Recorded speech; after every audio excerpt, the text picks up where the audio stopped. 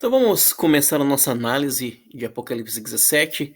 Esse é um texto bem polêmico, muitas interpretações têm sido criadas, sugeridas, e tem uma interpretação que hoje tem ganhado certo destaque, que seria que os 7 reis de Apocalipse 17 seriam 7 papas.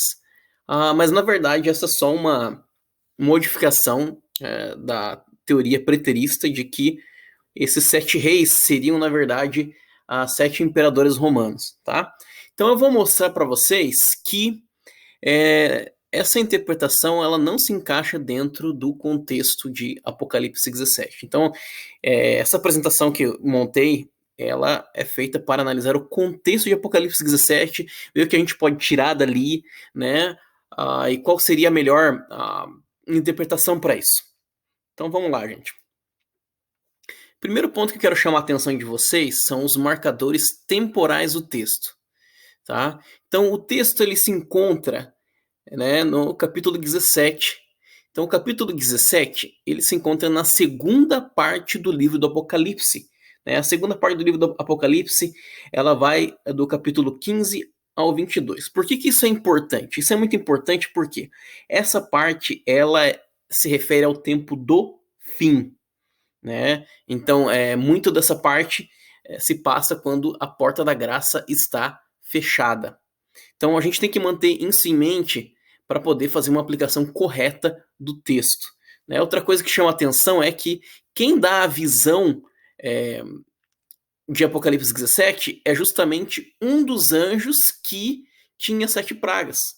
Então, na verdade, o que nós temos aqui é que a sexta e a sétima pragas elas estão sendo ampliadas por esse anjo.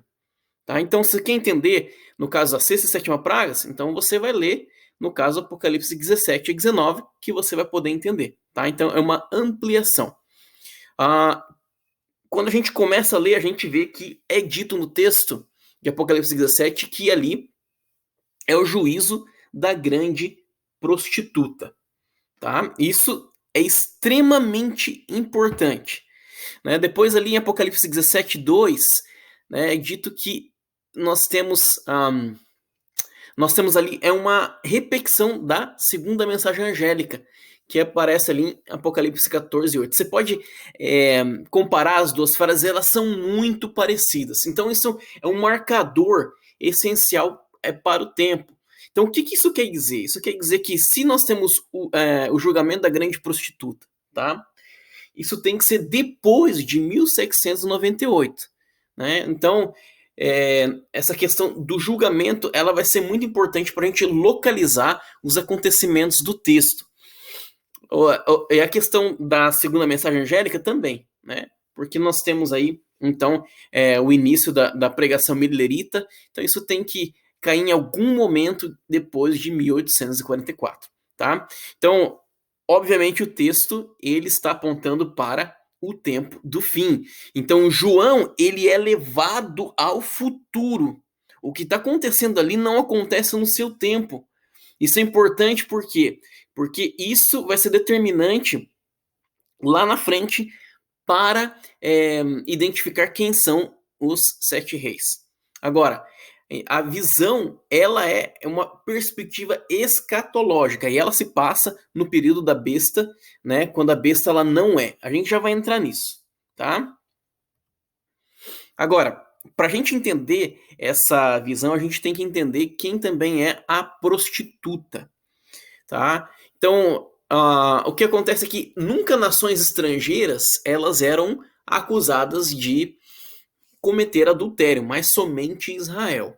Isso já nos deixa de olhos bem abertos, tá? Então, obviamente, essa mulher de Apocalipse 17, ela é a contraparte, a antítese da mulher de Apocalipse 12, tá?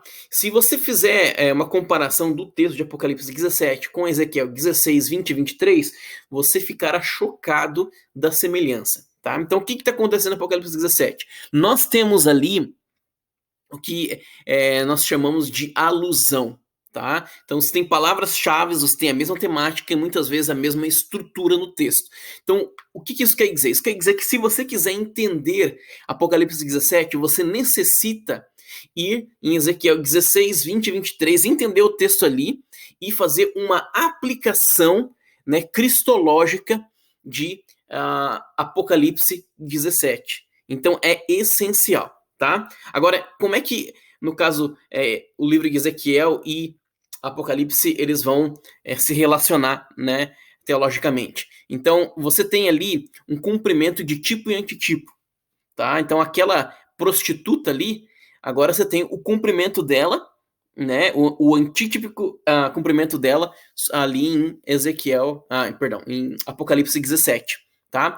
Então, ambas as passagens, elas se referem ao professo povo de Deus que abandonou a aliança, né? Então, o povo está dizendo que faz parte da aliança, mas o que acontece?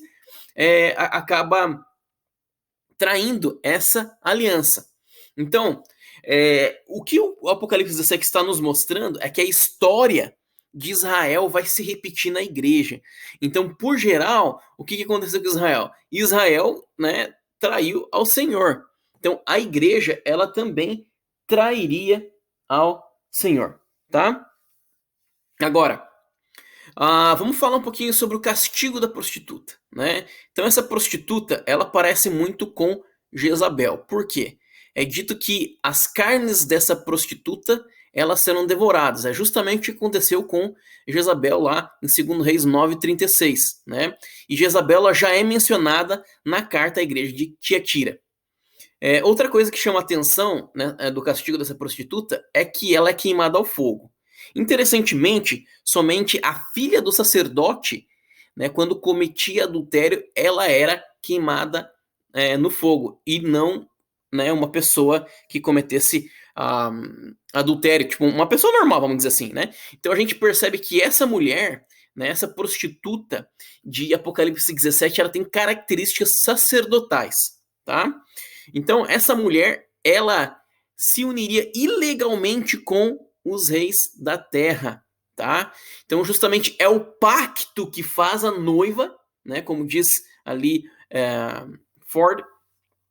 Josephine Ford, e a ruptura deste que a faz adúltera. Então, gente, não tem como fugir. Essa aqui é a igreja apostata. Então, muitas pessoas que querem saber se será que essa é a mesma mulher de Apocalipse 12? Com certeza, tá? Então a gente pode perceber que existe uma progressão no tempo.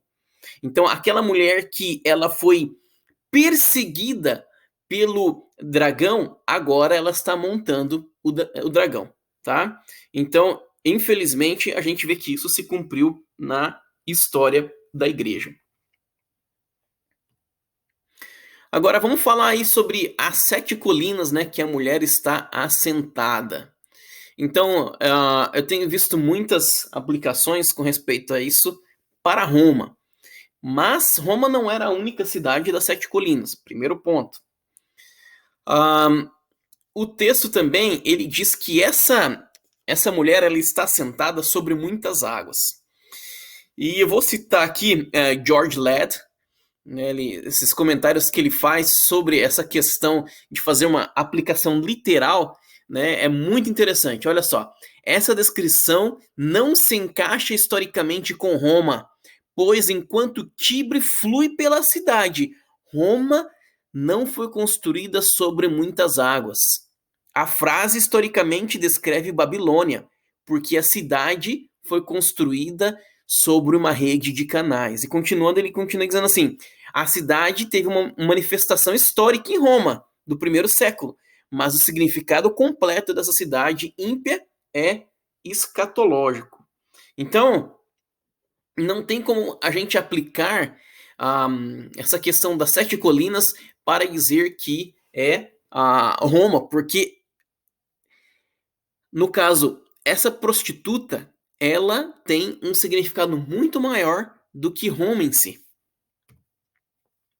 Agora, outra coisa que eu quero chamar a atenção de vocês é que só existe uma besta nos capítulos 11, 12 e 13. tá? Eu deixei ali os versos bíblicos para você conferir por você mesmo. Então, o que está acontecendo aqui nos capítulos 12, 13 e 17, nós temos fases distintas da besta. Né? E isso tem sido amplamente reconhecido por vários eruditos adventistas e não adventistas. Né? O A.T. Jones ele fala assim: em tudo isso se vê três fases da história. Os três poderes que Satanás trouxe contra a igreja. Entre o primeiro advento de Cristo e a segunda vinda. O primeiro foi Roma pagã. O segundo é a apostasia da igreja. E o terceiro é o poder usado contra o remanescente. Então, essa opinião, ela, como eu disse, é reconhecida por muitas pessoas, né? Mas gostaria de citar também o Thiago White, né? O Ryan Smith. Todos eles viam, no caso, fases diferentes da mesma besta, mas é a mesma besta. Então, eu tenho visto algumas interpretações, né, que falam, não, são 14 cabeças, 21 cabeças, e aí vai, né? O Hans Larondelli, comentando isso, ele fala assim, não podemos dar como certo que sejam 21 cabeças, mas somente 7. São as que representam todo o lapso de tempo que representam a luta de Satanás contra o povo de Deus, né? E gostaria de citar também aqui de novo o John Andrews, falando sobre as fases aí da besta, né? O período próprio de cada um parece ser este: o dragão antes dos 1200 anos, a besta do capítulo 13 durante esse período, e a besta do capítulo 17 desde o tempo da ferida mortal e cativeiro até o final daquele período. Então isso é amplamente reconhecido e já foi reconhecido já por muito tempo atrás, né, por eruditos adventistas. Agora, eu quero chamar a atenção para vocês aqui com respeito ao texto de Apocalipse 17, 8 a 11. Então, a primeira coisa que eu quero que você note aqui é que eu marquei, no caso, 3 cores especiais aqui no texto, né? O amarelo, o verde e o azul, tá? Eu quero mostrar para você que o amarelo ele está se referindo sempre ao passado, o verde sempre ao presente. Esse presente não é o presente de João, como nós vimos no segundo slide, tá? Porque nós estamos no tempo do fim, no tempo do juízo, e no caso a cor azul ela se refere sempre ao futuro, tá? Então nós vemos ali que são 3 fases da besta: passado, presente e futuro, tá? Então, isso é interessante por quê? Porque nós temos aqui uma paródia de Cristo, né? Da morte e ressurreição de Cristo. E também nós temos uma antítese do Pai, né? A gente pode comparar ali com Apocalipse 1:8, também 4:8. A gente pode perceber, né, que Deus é aquele que era, é e virá, né? Ou será. Então, sempre no texto aqui, nós temos esses 3 períodos de tempo. Isso vai nos ajudar a compreender, no caso, quem são os 7 reis de Apocalipse. E eu quero chamar também a atenção, uma coisa que eu não vejo muito quando nós estamos estudando sobre Apocalipse 17 e os 7 reis, que esse texto aqui de Apocalipse 17, 8 a 11, ele se parece muito com aquela mulher samaritana que Jesus encontrou no poço. Olha que interessante, tá? Ele tá ali no poço, ele encontra essa mulher, começa a conversar com ela, ela se interessa sobre a água da vida, mas antes que ela pudesse receber a água da vida, Jesus mostra o pecado dela, né? Então ele diz assim, você já teve 5 esposos e o que você está hoje não é seu esposo, tá? Então isso é muito interessante porque encaixa direitinho aqui. E aquela mulher, ela também era uma mulher que estava em adultério, justamente como essa mulher, né? Claro que essa mulher aqui, ela não só está em adultério, como ela está em prostituição aberta, tá? Então, outra coisa que chama atenção é que toda vez que nós temos a cena bíblica de poço, né? De um poço aparecendo na Bíblia, a gente sempre vai ter um casamento. Então, o que eu quero sugerir aqui é que o 7º esposo da mulher que Jesus encontrou ali no, no poço é Jesus. Claro que de uma maneira metafórica, não literal. Né? Então Jesus ele é o supremo esposo. Então aquela mulher ela teve 5, o que ela tinha não era esposo dela, mas agora ela encontrou Jesus, né? E é até interessante que o texto fala assim, né? Ela testemunhando do encontro dela com Jesus, ela fala assim, ó, ele me disse tudo o que eu fiz, ali é um auristo consumado, né? Ou seja, ela fez e nunca mais voltaria a fazer porque ela encontrou o Senhor. Então, eu vejo uma progressão aqui pelo seguinte, porque aquela mulher ali, ela reconheceu o erro dos seus caminhos e ela aceitou Jesus como o seu esposo. Agora, essa mulher de Apocalipse, ela, pelo contrário, tá? Ela vai aceitar o anticristo como esposo.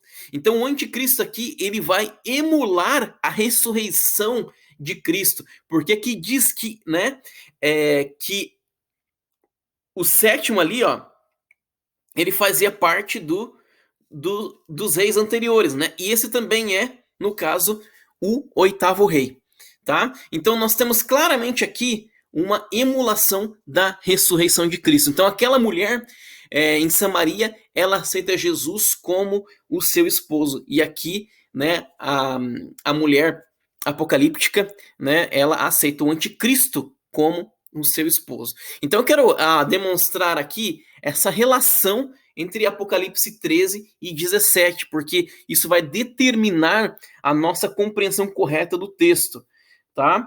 Porque por que a gente tem essa interpretação literal de reis? Porque você não reconhece, no caso, a relação entre os capítulos. Então nós podemos perceber aqui que existe várias coisas similares entre os dois capítulos. Mas eu quero chamar a atenção para você, isso aqui, ó, no versículo 3, nós temos a besta que ela é ferida de morte, né, no capítulo 13. Se ela foi ferida de morte, ela era o quê? Ela era saudável. E isso é exatamente o que nós temos em Apocalipse 17, versículo 8. Ela era e não é, né? Então ela sofre ferida de morte, tá? Mas então essa ferida também seria curada. Olha lá, capítulo 13, versículo 3. Ela é curada, né? E isso bate justamente com, no caso, Apocalipse 17, 8, que fala que a besta viria. Tá? Então nós temos várias coisas que batem entre os dois capítulos. Isso nos mostra que nós devemos usar os dois capítulos em paralelo para compreender melhor, no caso, a profecia.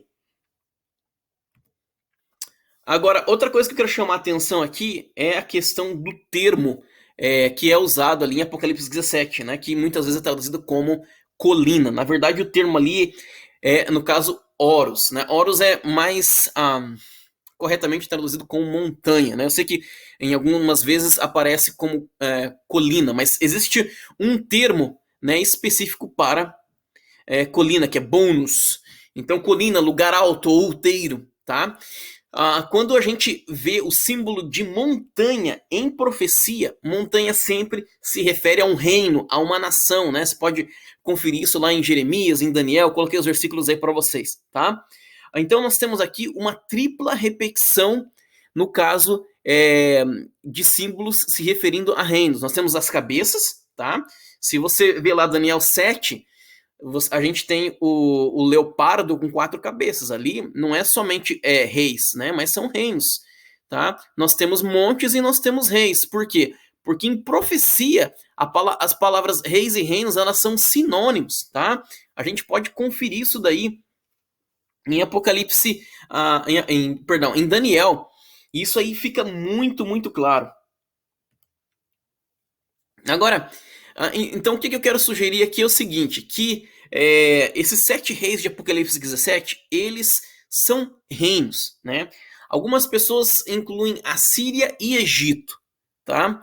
Então eu vou mostrar os problemas que existem da gente incluir a Assíria e o Egito.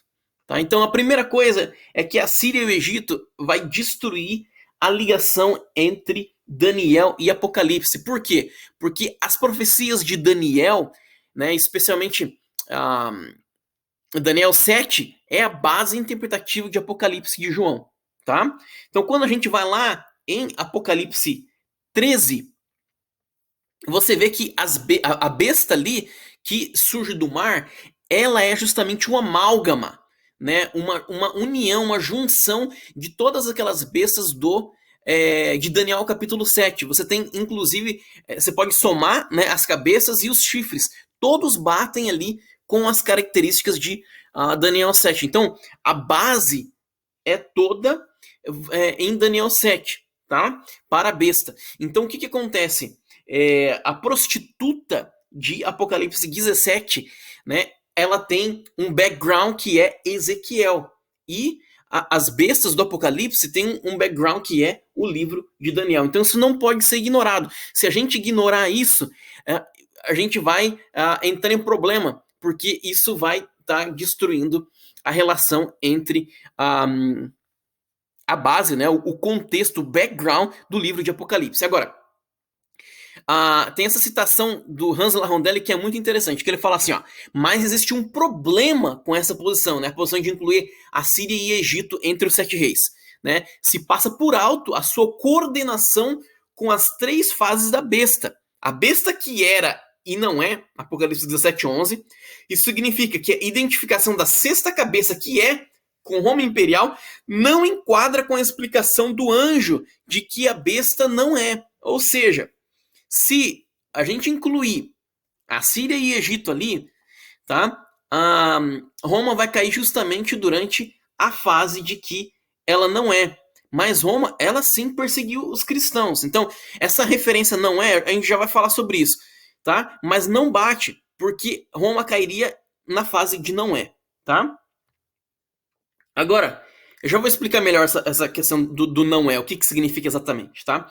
Mas antes disso aqui, eu quero propor quem são os 5 reinos que caíram. Então, se eu usar como base o livro de Daniel, capítulo 7, obviamente, os 5 reis que caíram, eles devem ser Babilônia, Medo-Pérsia, Grécia, Roma pagã e Roma papal, né? Eu coloquei ali o Tiamat, tá? Or Tiamat também. Por que eu coloquei o Tiamat ali? Bom, se você reconheceu o Tiamat, você tem que ficar preocupado, né? Você é velho. Tô ficando velho aqui já. O Tiamat é muito interessante por quê?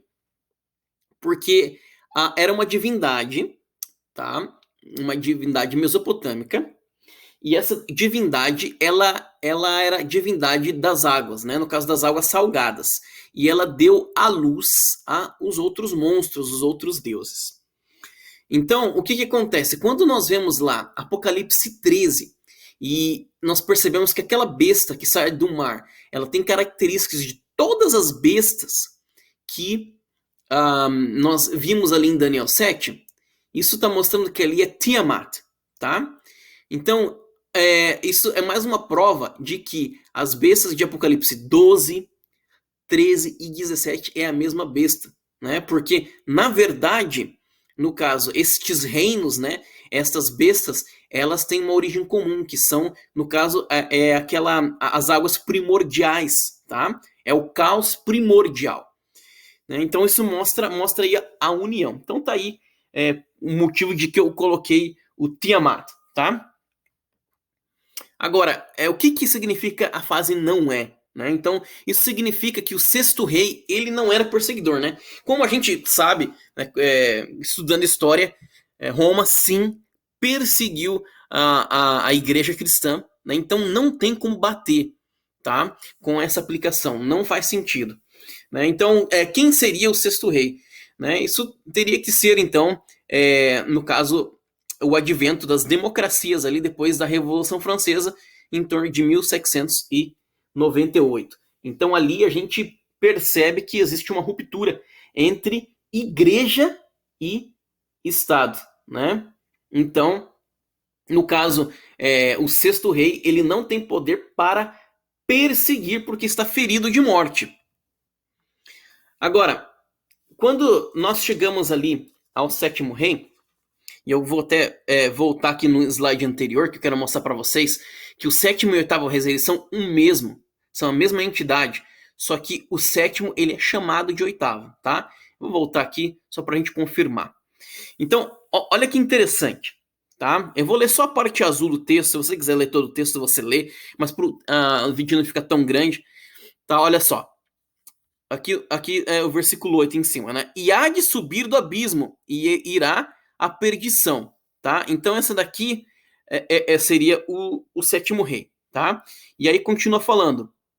E entretanto virá, tá? E daí você continua aqui, ó. Outro ainda não é vindo. E quando vier, convém que dure um pouco de tempo. E aí, olha só. E ela é também o oitavo. E é do 7 e vai à perdição, tá?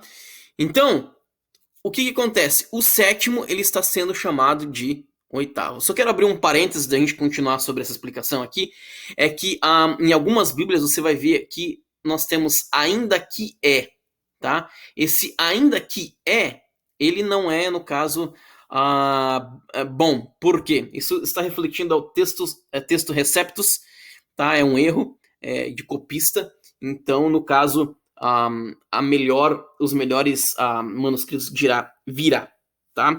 Então nós temos a besta que você viu, né? A besta que era, que não é, mas que virá, tá? Então a besta que era, não é e que virá. Essa também, no caso, é o oitavo rei, tá? Então o oitavo rei, ele bate justamente com o período do sétimo rei. Mas interessantemente, por alguma razão, o sétimo rei aqui, ele está sendo chamado de oitavo. E a gente tem que se perguntar por isso, né? Por que isso está acontecendo, tá? E eu gostaria de sugerir que isso representa a restauração de Roma papal, tá? Ou seja, Roma papal está retomando seu poder para perseguir. E quando que isso vai acontecer? Eu vou citar a Ellen White aqui, que ela tem um comentário muito interessante nisso, né? Olha só que ela fala. Quando nossa nação, ela está se referindo aos Estados Unidos, obviamente, renunciar aos princípios de seu governo de tal forma que vote uma lei dominical, nesse próprio ato o protestantismo dará a mão ao papado. E isso não será outra coisa, senão dar vida à tirania, que há muito aguarda ansiosa sua oportunidade de saltar de novo para o despotismo ativo, tá? Então, quando, no caso aqui, a Igreja Católica, ela irá retomar o seu poder perseguidor, tá? A Igreja Católica só retomará seu poder perseguidor quando nós tivermos o decreto dominical. Então tem muita gente que pergunta assim, aonde que está o decreto dominical no livro de Apocalipse? Eu não sei, tá? O decreto dominical no livro de Apocalipse, para mim, aparece aqui claramente, tá? E também aparece em Apocalipse 13, obviamente, né? Porque é ali que fala do decreto de morte.